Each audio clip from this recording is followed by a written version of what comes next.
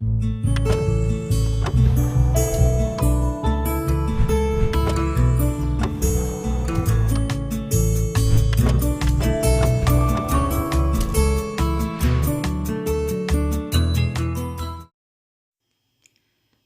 ጤና ይስጥልኝ ውድና የተከበራችሁ የቻናሌ ተከታታዮች ቤተሰቦቼ እንዴት ናችሁ? ሰላም ናችሁ? እግዚአብሔር ይመስገን።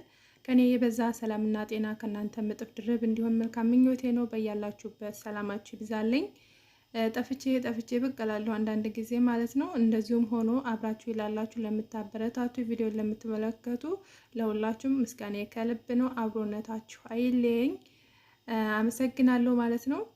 ዛሬ እንግዲህ ይዤ የመጣሁት የዘመናችን ጀግኖች እንዲሁም አገራችንን ከሀገራችን መሪያችን በላይ ሆነው ለሀገራችንና ለሕዝባችን ለቆሙት ወገኖቻችን ምስጋና ለማቅረብ ነው። የምር እኔ በእኔ አንደበት የሚመሰገን ሆኖ ሳይሆን እንደው ተነሱ የምንማረው ነገር ስላለ ሁላችንም ብናስተውልና መልካም ስራ ለመስራት ምንም ነገር እንደማያግድ በቃ እግዚአብሔርን ከነሱ በቃ ምን ልበል ቃላት ያጠረኛል ማለት ነው። እነሱን ለመግለጽ እግዚአብሔር ብቻ ሰላማቸውን ያብዛልን፣ እንዲሁ በዛ ያርጋቸው፣ በቃ እድሜያቸውን ይጨምርልን። ለሀገራችን አስፈላጊ ሰዎች ስለሆኑ እግዚአብሔር ለነሱ ረጅም እድሜና ጤና ይስጥልን ነው የምለው ለሁሉ ማለት ነው። ከትልቅ እስከ ትንሽ ሆነው እንደዚህ ህዝቡን አነሳስተው በአጭር ጊዜ ውስጥ ትልቅ ገንዘብ በማሰባሰብ ለሀገራቸው ህዝብ በተለይ ለቦረና በረሃብና በውሃ ጥም ላይ ላሉት በመጀመሪያ እንደዚሁ 1 ሚሊዮን በማሰባሰብ እርዳታ አደረጉ። ቀጥሎ ደግሞ በአንድ ሳምንት ውስጥ ለመቄዶንያ የሚሆን መስኮትና በር ማሰሪያ በአጭር ቀናት ውስጥ 24 ሰዓት ሙሉ ከላይቭ ሳይወጣ እሸቱ ማለት ነው እንደዚህ ትልቅ ስራ መስራት እግዚአብሔርን ምን አይነት እድል ቢሰጠውና ምን ያህል ብርታት ቢያድለው ነው የምለው። የምር ሁላችንም ከነሱ የምንማረው ነገር እና እድሜያቸውን ያርዝምልን ነው የምለው። እንግዲህ ምክንያቱም ከነሱ የተሻለ የሚሰራ የለም ለሀገራችንም ሆነ ለህዝባችን። መሪ ተብየው ህዝቡን ከህዝብ ቤተክርስቲያንን ከህዝብ እያጣላ እያባላ ሊያጨረሰንና ኢትዮጵያ ሀገራችን ሊያጠፋ ነው የተነሳው። እነሱ ግን ምንም ሳያግዳቸው ለምስኪኖች እንደዚህ መከታ ሆነው ከእግዚአብሔር ጋር ቆመዋል ማለት ነው ከጎናቸው። እና እንግዲህ እኔ የዘመናችን ጀግኖች ብያቸዋለሁ። እንደውም እኔ ብቻ ሳይሆን አጠቃላይ መላ ኢትዮጵያው ነው ያላቸው ማለት ነው። ምክንያቱም ከምንም በላይ እነሱ ከእግዚአብሔር በታይ በመሆን ለሀገራችንና ለህዝባችን የቆሙ ስለሆኑ ወጣት አብነት እንደዚሁም እሺ ማለት ነው ህዝቡን እያነቃቁና መልካም ተግባር እንድንሰራ እያበረታቱን ያሉ ከትንሽ እስከ ትልቅ ማለት ነው። እግዚአብሔር ይጠብቃቸው፣ እድሜያቸውን ይጨምርልን። ኮሜዲያን እሸቱ መለሰ በዶንኪ ቲዩብ ለ3 ቀናት በቆየ የቀጥታ ስርጭት ለመቄዶንያ አረጋውያንና የአእምሮ ህሙማን ማዕከል 150 ሚሊዮን ብርን ሰበሰበ። ይህ ተግባር ማህበራዊ ሚዲያን ለመልካም የማዋል ማሳያ ነው ተብሏል። አብርሃም በለጠ ተጨማሪ ያለው የማህበራዊ ሚዲያ አጠቃቀማችን እምብዛም ለበጎ ይዋል አይደለም የሚሉ ትችቶች በተደጋጋሚ ይነሳበታል። በወጣት ቢኒያም በለጠ የተመሰረተውና በአዲስ አበባ ከ7000 በላይ አረጋውያንና የአእምሮ ህሙማንን በማገዝ ላይ ለሚገኘው የመቄዶንያ አረጋውያን መርጃ ማዕከል ድጋፍ የሚውል ለ3 ቀናት ያክል ያለማቋረጥ በቆየ የዩቲዩብ ቀጥታ ስርጭት 150 ሚሊዮን ብርን እሸቱ መለሰ በመሰረተው ዶንኪ ቲዩብ ማስተባሰብ ተችሏል። ጨርሰናል።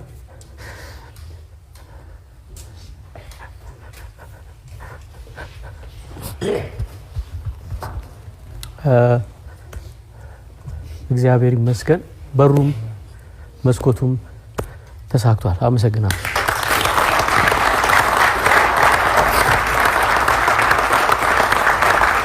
የኮሜዲያን እሸቱ መለሰ ታለንት ማኔጀርና የዶንኪ ቲዩብ ምክትል ዋና ስራ አስፈጻሚ ለመቄዶንያ አረጋውያን መርጃ ማዕከሉ ድጋፍ የሚውለውን ገንዘብ በማህበራዊ ሚዲያ ብቻ መሰብሰብ ችለናል ብለዋል።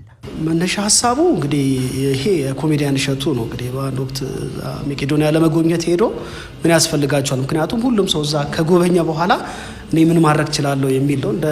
እንደ ሶሻል ሚዲያ ኢንፍሉዌንሰር እንደ ያን ማለት ሙያውን ተጠቅሞ ለዛ ለመቄዶንያ ምን ማድረግ እችላለሁ ብሎ ሲያስብ የጠየቀውን ጥያቄ እንግዲህ በርና መስኮቶች ቢኖሩን እኮ በጣም ብዙ ከ7000 በላይ አዛውንቶችን አስገብተን እዚህ ውስጥ ማኖር እንችላለን መጦር እንችላለን ሲባል ያው በዛ መሰረት ያው እንግዲህ እግዚአብሔር ፈቅዶ በዛ መሰረት ያው ሶሻል ሚዲያ ላይ ከትናንት ወዲያ ወይ እሑድ 9 ሰዓት ላይ ገብተን ይሄንን ገንዘብ ኦልሬዲ መሰብሰብ ችለናል ማለት ነው።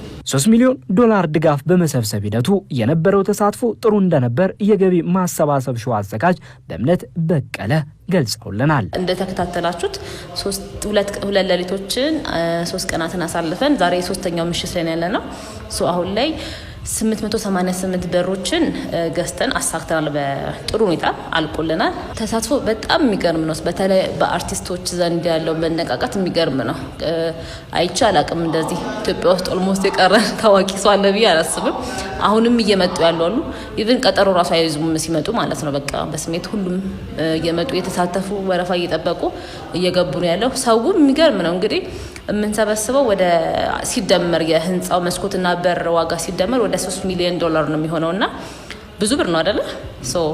ያን ብር ለመሰብሰብ የህዝቡ ድጋፍ ነው ትልቁ ነገር፣ ዋናው ነገር እሱ ነውና የሚገርም ነው። ዶንኪ ቲዩብ ለአረጋውያን መርጃ ማህበሩ ባዘጋጀው የቀጥታ ስርጭት የገቢ ማሰባሰቡ ላይ የተሳተፉ ተዋናያን ተግባሩ ማህበራዊ ሚዲያን ለበጎ እንደዚህ መዋል እንደሚቻል አሳይቷል ብለውናል። ሶሻል ሚዲያውን የምንጠቀምበት የክፋት ጥጋችን የጥላቻ ጥጋችንን ብዙ አይተንበታልና ነገር ግን ደግሞ ለእንደዚህ አይነት በጎ የተቀደሰ ዓላማ ደግሞ ማዋል እንደሚቻል ሰውን ለመርዳት ለህብረት ለአንድነት መጠቀም እንደምትችል ደግሞ ማሳያ ነው የሆነውና እቺ 2-3 ቀን ሶሻል ሚዲያው ራሱ በበጎነት መንፈስ ተሞልቷል። በዚህ በጣም ደስተኛ ነኝ።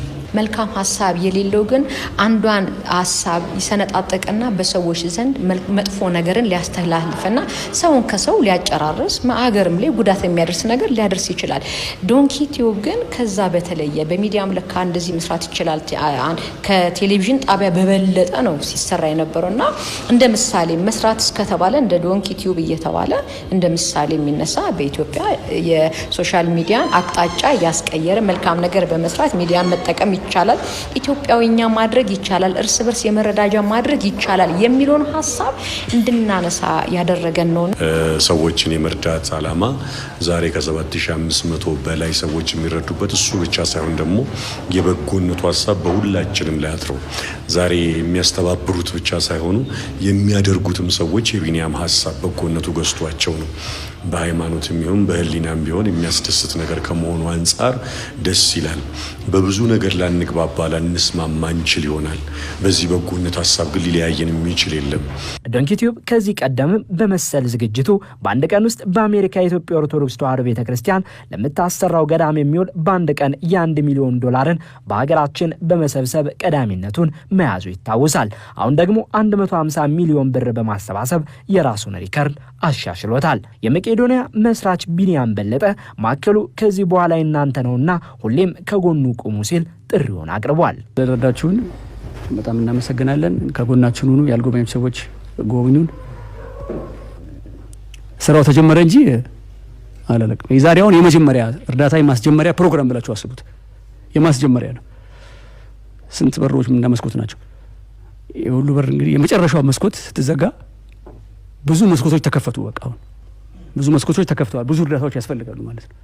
መቄዶንያ ከ1 ሚሊዮን ብር በላይ በቀን የሚያወጣ ነው። ይሄ ያልኳችሁ ብራንች በሙሉ መሰራት አለበት። ይሄ ፎቅ ማለቅ አለበት። እንግዲህ ወደ 800 ሚሊዮን ምናምን የሚፈጅ ፎቅ ነው የቀረው ብቻ ማለት ነው። ተዘጋጁ እንግዲህ።